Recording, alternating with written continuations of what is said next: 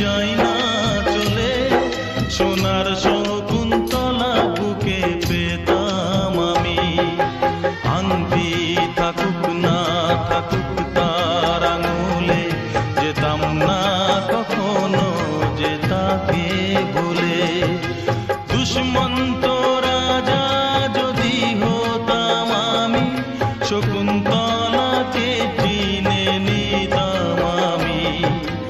আংটি থাকুক না থাকুক তার আঙুলে, যেতাম না কখনো যে তাকে ভুলে।